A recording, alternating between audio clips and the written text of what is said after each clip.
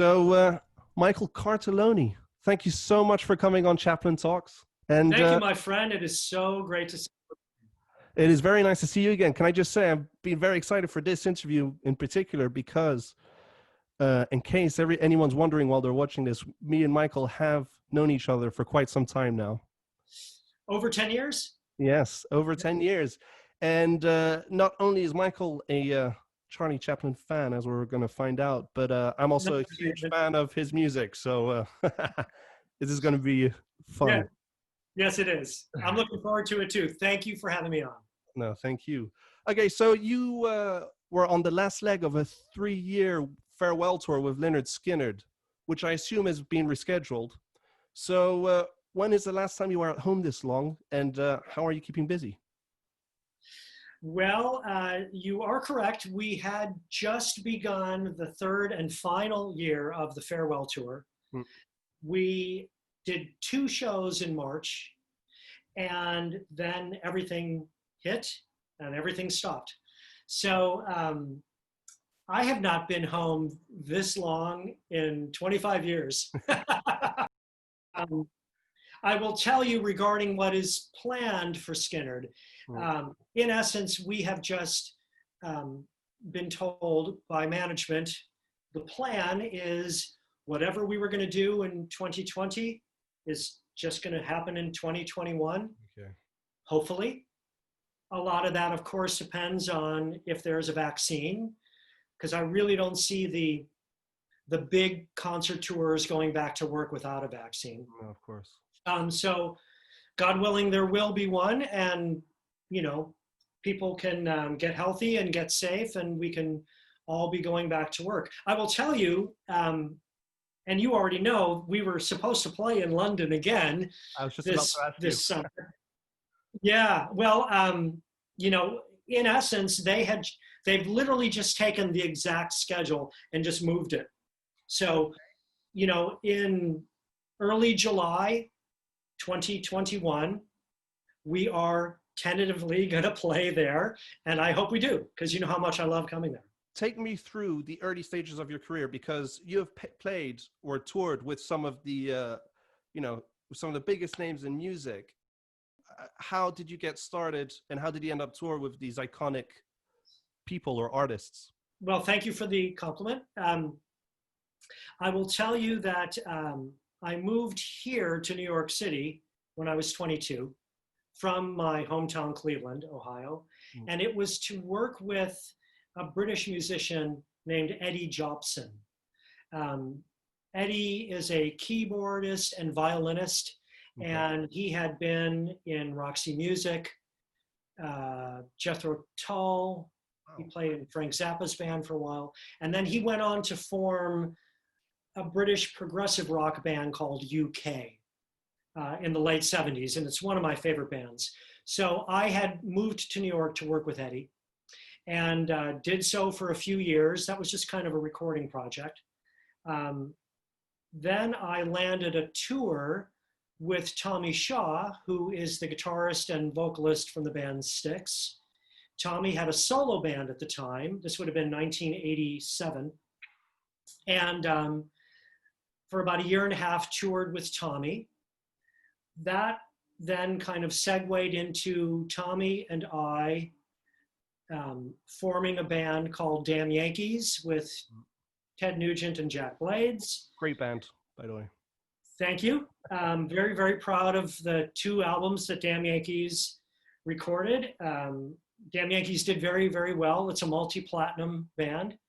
And Damn Yankees really was the springboard, I think, for me. And since then, there have been just a really great experiences with doing records with people like Peter Frampton, Cher, John Wetton.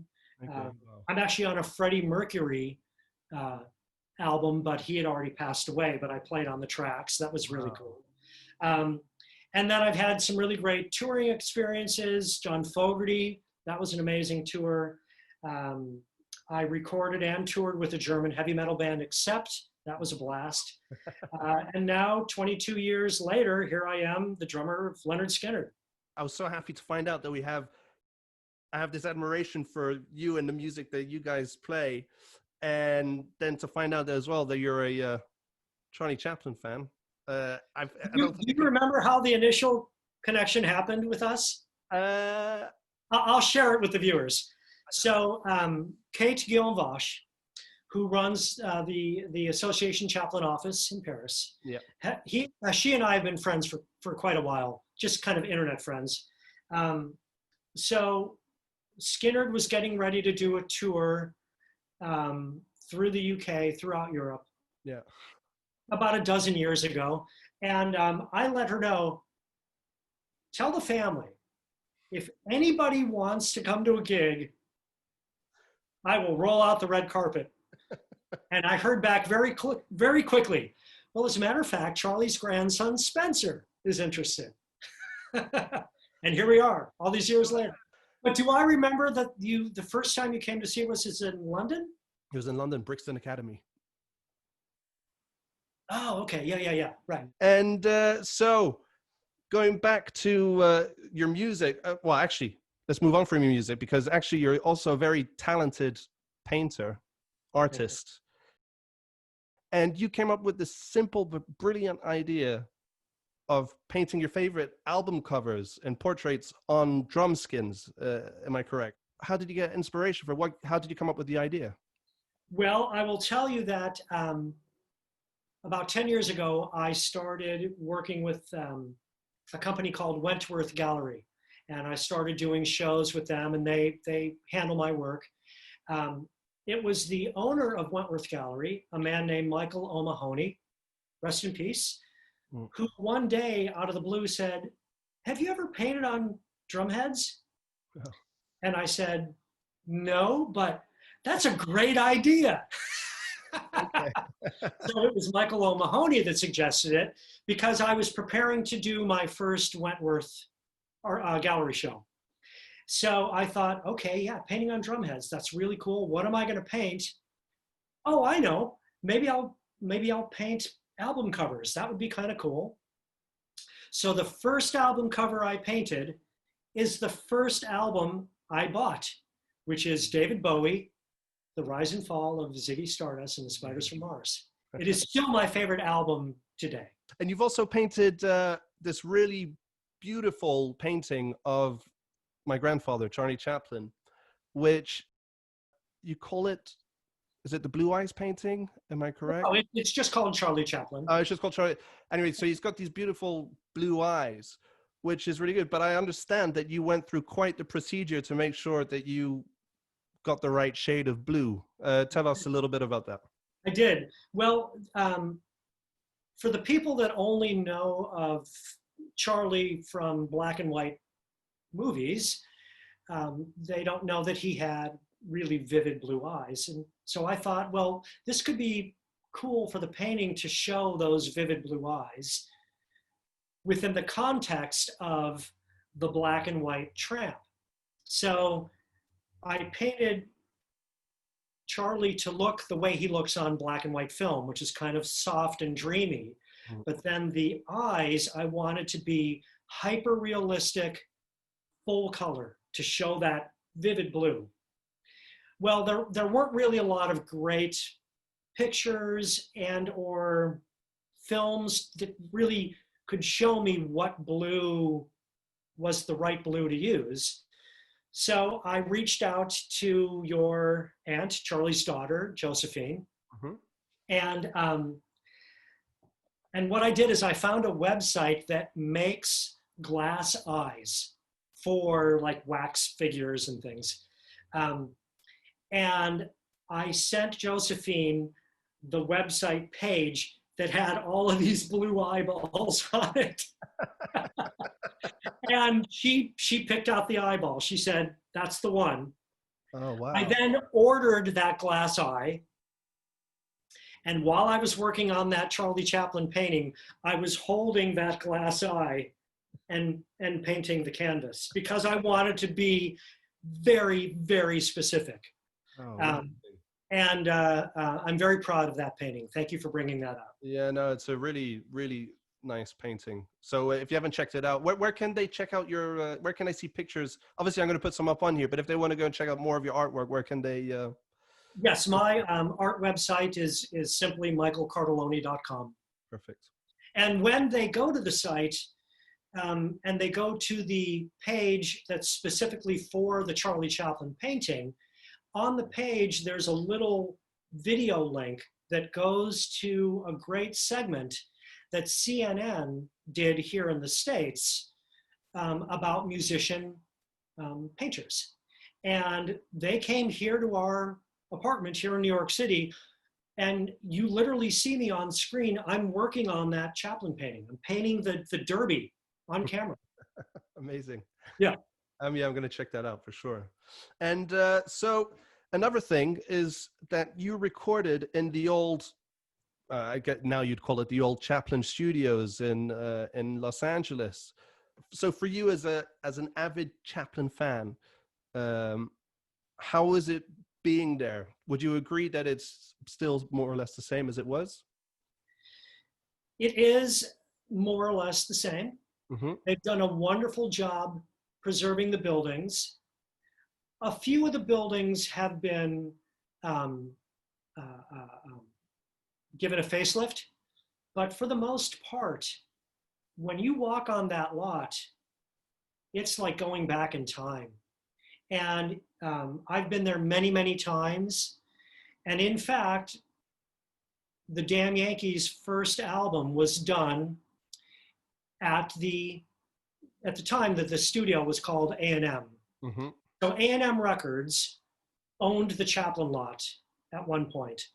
And if you can picture from old photography or old films, they used to have the swimming pool on the grounds of the Chaplin lot. Well, that aerial photo I sent you of the Chaplin lot was taken while he was filming Modern Times. And that red arrow you see in the photo is pointing to a newer soundstage that they built. And they built it where the swimming pool originally was.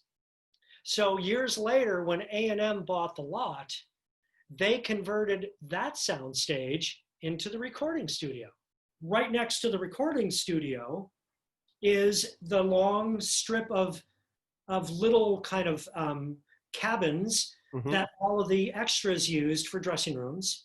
And directly in front of the recording studio is a sidewalk that your grandfather walked through the wet cement wearing the tramp shoes and did the walk. Amazing.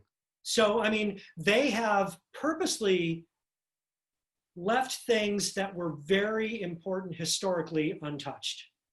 And I have a friend who rents office space. He's in the film business. He rents an office that is, if you can picture, there's a well-known photo of Charlie. He's very young, and he's in the film lab, and he's kind of sitting on a bench, and he's holding. Yeah, of course. That's my friend's office, and it's got that really kind of unique Turkish-looking window. That's so cool. Yeah. Anyway, I will tell you, Spencer, I have gone through every inch of that place. And I've had some amazing experiences. I mean, I've been in the film vault. I've been in the screening room. I've been in the workshop. I've been in the big sound stage because I've been there several times and have recorded there more than once. And, you know, I have left no stone unturned. It is an amazing thing to experience. You need to do that at some point when you can. And I will tell you, you feel Charlie in the air when you're on that lot. I'm happy to ask you that question because of what I really wanted to know is I know if someone like you is going to go in and look at everything possible to see, you know, what's original or not. Because I'll go through and go, you know, that leaf was not like that. It was turned differently when Charlie was here. Yeah. But, no, I love it. Yeah. So your Wikipedia page describes you as an ardent Charlie Chaplin fan. Ardent. Yeah. You want to know what your Aunt Patricia, when I was visiting Michael and Patricia, Patricia said, so tell us about this Charlie Chaplin obsession of yours. I'm a well-read Chaplin fan. Yes, I am. No, no, great. So how did you first discover him? I was 15 years old. My school had offered a film history class, and they had screened Gold Rush. And I mean, I had known of Chaplin because everybody knows of Chaplin. It's such an iconic name and imagery. You don't even have to have seen a film to know who he is. But I was not prepared for how much I fell in love with him. Just sitting there watching Gold Rush, it cemented a lifelong magical admiration. So I assume when I ask you if you have a favorite film or scene, is it going to be the Gold Rush? It's not the Gold Rush. Okay. No, it's hard to say one film because it's like, what's your favorite Beatle tune? Yeah. You know, there's too much good stuff out there. I will tell you, I probably do have a film that I've watched more than others. Okay. And that's The Circus. Yeah. There is something about The Circus that I never tire of. It's, you know, it's kind of rapid fire comedy. There's no fat in it. Mm-hmm. It's still, like Chaplin brilliantly did, still has the pathos. And that's what the people that don't know Chaplin would be surprised about, is that he had this unbelievable ability to weave you in and out of emotion. Just brilliant. Yeah, I love The Circus. Love it. That's just funny because The Circus was probably my favorite film growing up. I think as a kid, when you watch The Circus, it's just one of the funniest things. Yeah. You have all the animals. There's just something, obviously, being immersed in that circus world that. And the scene when he's in front of that.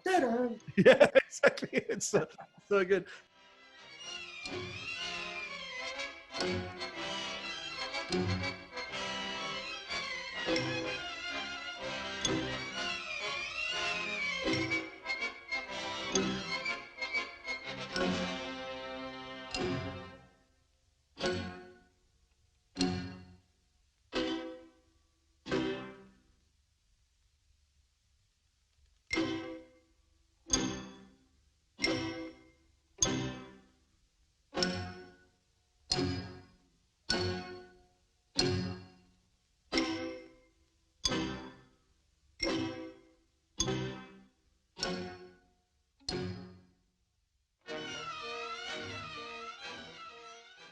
And not only that, as I came to find out later in life, that during the production, the set burned down for The Circus.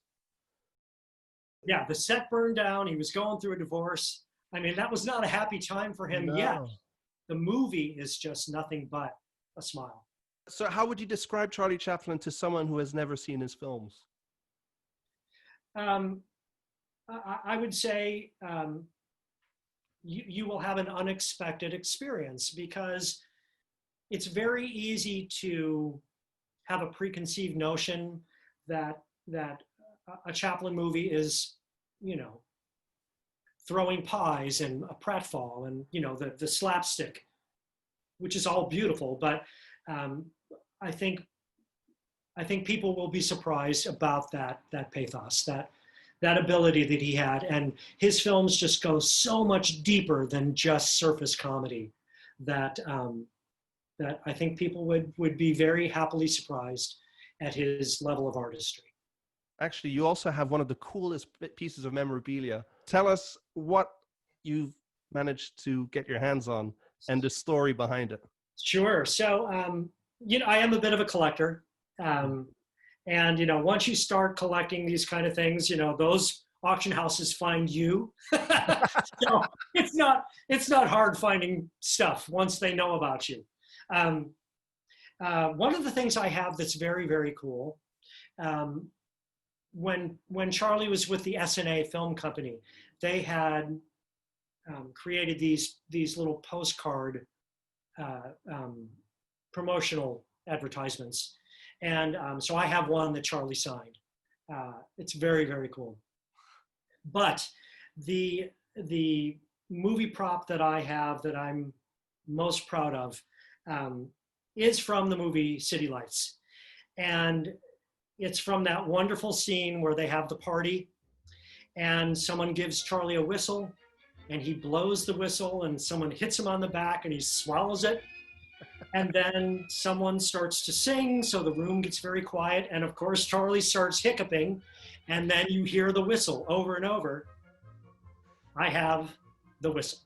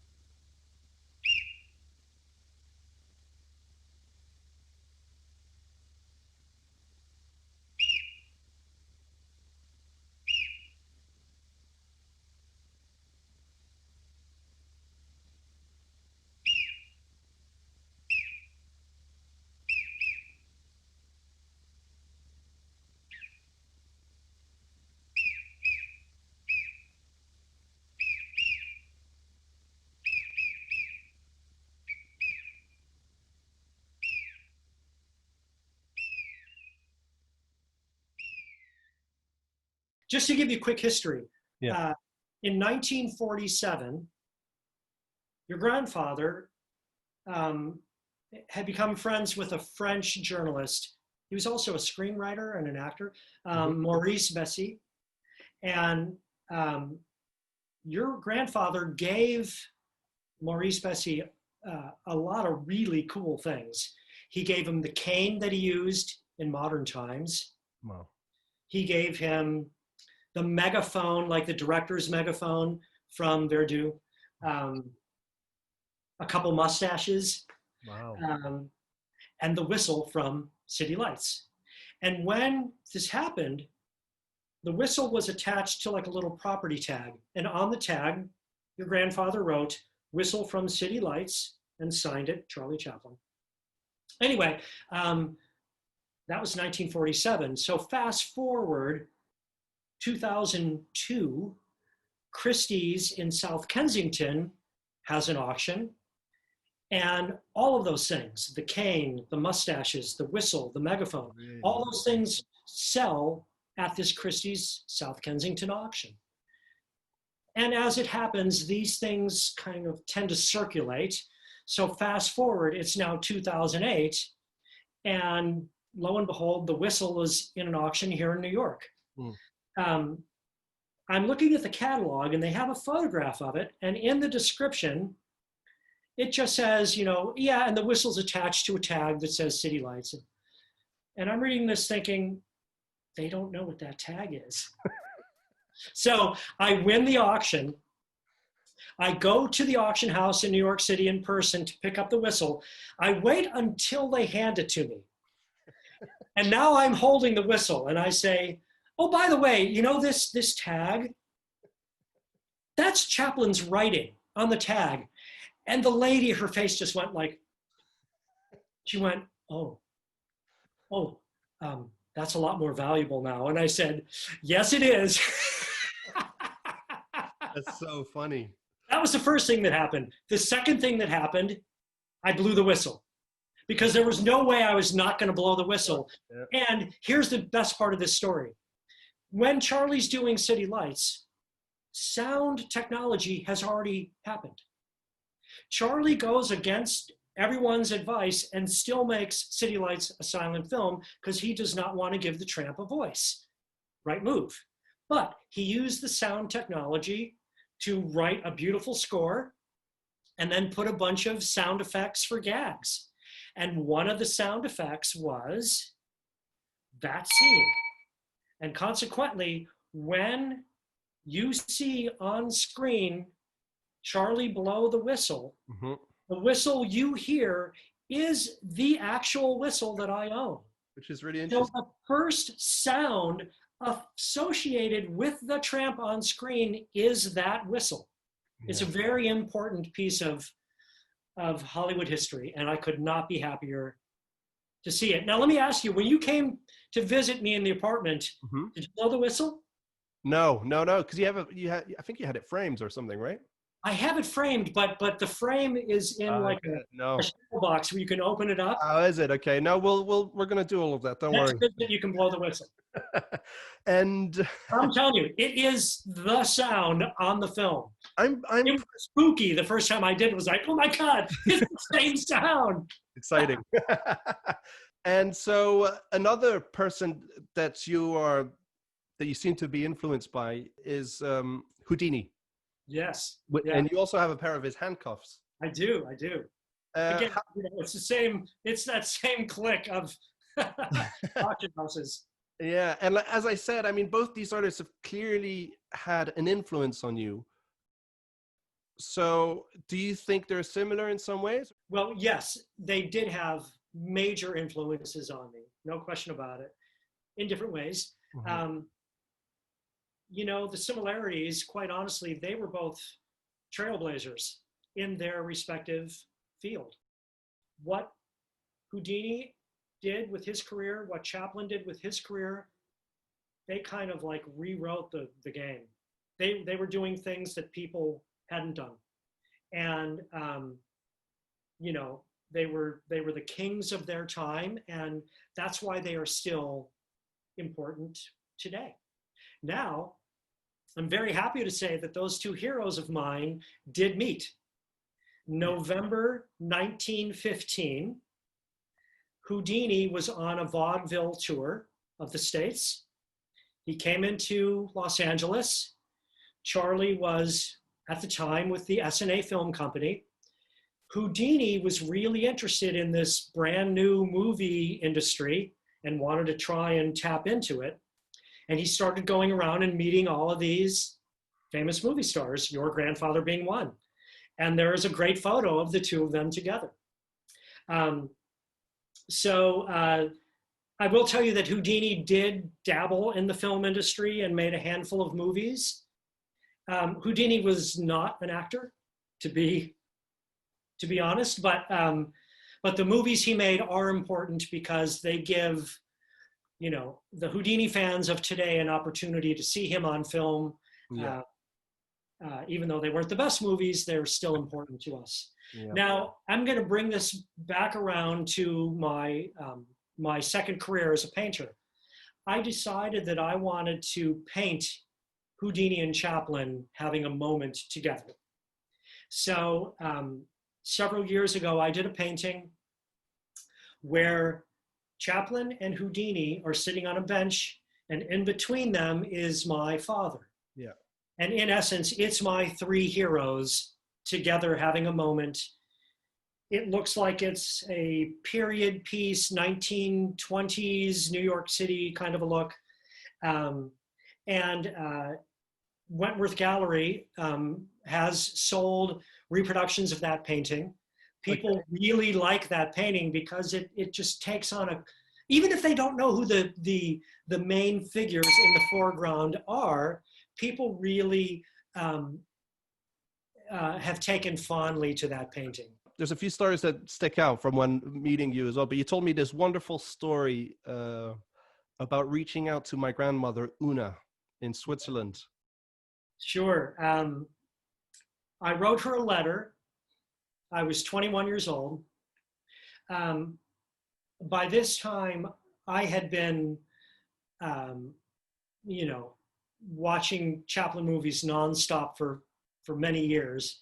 And what I had experienced was watching those films, it gave me a sense of humor. And it gave me an outlook on life that I didn't have prior. And in a way, I kind of felt like Chaplin movies made me a better person, truly. And I thought, you know what? I would love to, if I could, write Una a letter and say thank you. Mm-hmm. So I did. And, you know, in 1984, when I wrote the letter, there was no internet. So there was no way to research addresses and things. But, you know, I knew she lived in a very nice manoir, and I knew it was in Vevey. So I just went to the library and I found the postal code, and I just addressed it with the postal code, thinking maybe it'll get there to Vevey. Maybe somebody at the post office will say, okay, I'll forward this. Yeah. And maybe it'll actually make it to the manoir. And apparently it did, because about a month later, completely unexpected, I got a letter back from Una. And it was so amazing, Spencer. I can't tell you how powerful it was. And she said that she really enjoyed reading what I had to say, that I shared those sentiments with her about Charlie and how happy she was that that's how I felt about him. And she sent me a photo that she had taken of Charlie on set during Countess in Hong Kong. Oh. It was really, really cool. And I know you've seen that letter here in the apartment. When Yes. Yeah. No, it's pretty amazing. It's a great story as well. No. Tell me, do you have any plans coming up? I know, like you said, everything's sort of being rescheduled. But what plans do you have coming up? Well, while I'm home, and probably will be for the next few months, I will continue to paint. Mm-hmm. At any given time, there's a very long list of paintings I want to do in my head. I'm in a position now where I can start kind of making some of them materialize. So I will continue painting and stockpiling new work to then be able to do my next batch of shows with Wentworth Gallery. You know, it's been a really great experience with Wentworth. And I will tell you, there's a couple new paintings that I've been doing that I call pixelism. Mm-hmm. And in essence, those are images that I've pixelated. And I just finished one the other day. So some of those images you can see on the website, and they're fun. Sometimes I make them harder to see, sometimes I make them easier to see, but it's really been fun, and those have been very well received with the Wentworth customers. So for the immediate, I'm painting. Big picture, Skynyrd Tour 2021, however that takes shape.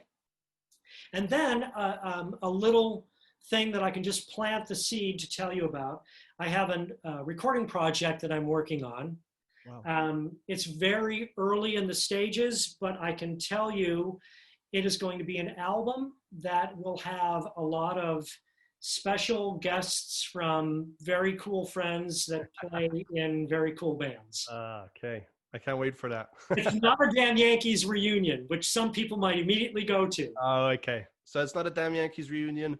It's not. But, you know, there might be a Damn Yankee person on the record. I'm not saying. So who knows? So, Michael Cartellone, thank you so much for coming on Chaplin Talks. Thank you, Spencer. This was so fun. I really, really appreciate it. And I can't wait till next year, till you come to England again with Lynyrd Skynyrd. So. Yep, I will look forward to seeing you then, if not sooner. Perfect. Thank you. Thank you.